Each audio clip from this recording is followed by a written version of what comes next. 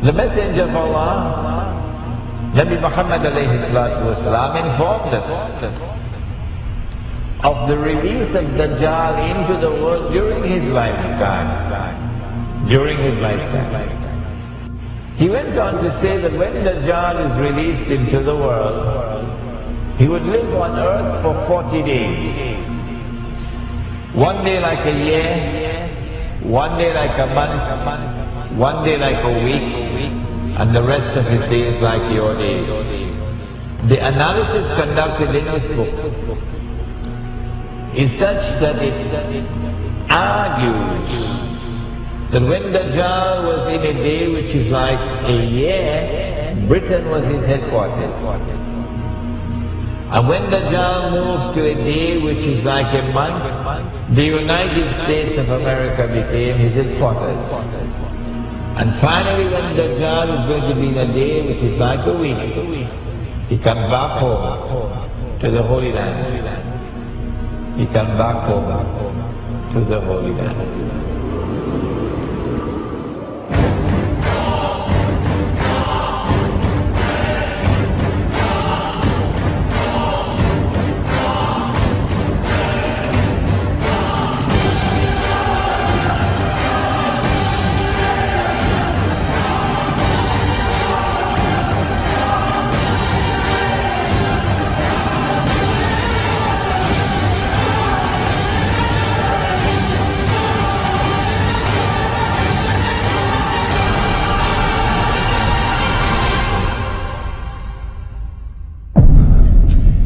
I've been saying to my audiences,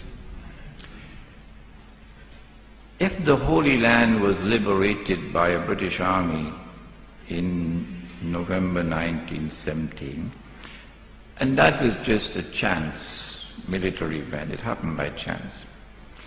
If British rule over the Holy Land from 1918 to 1948 it was just by chance.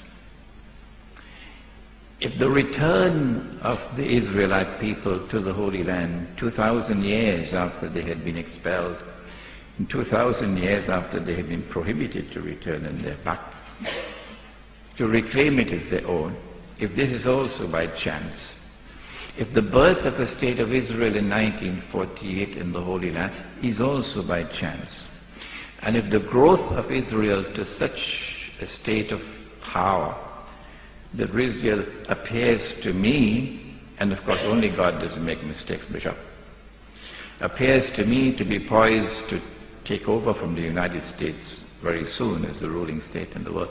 If all of these things can happen by chance, then Bishop, the cow can also jump over the moon.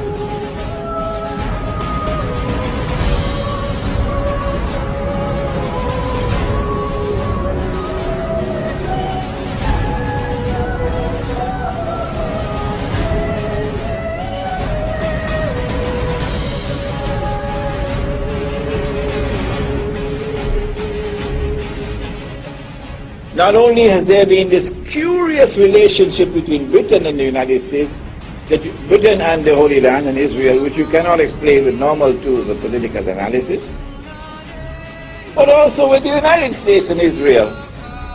Which political scientist there is in the world today who can offer a rational explanation for the curious relationship that exists between the United States and Israel? And modern Western civilization has armed Israel. Transfer of technology, transfer of military technology, massive economic aid, massive financial aid, to the extent that Israel is now a superpower.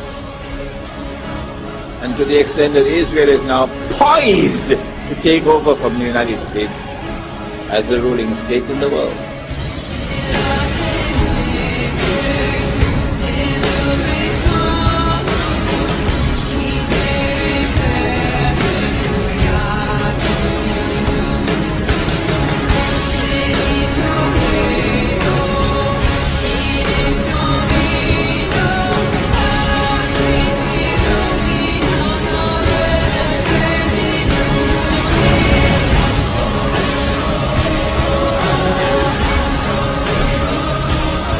Modern Western civilization has an unwritten conception of the end of history,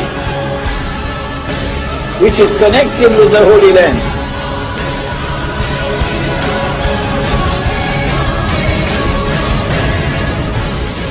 There is an actor at work in modern Western civilization, which is constantly using modern Western civilization to achieve his objective. There is an actor at work in modern Western civilization. There is an actor at work.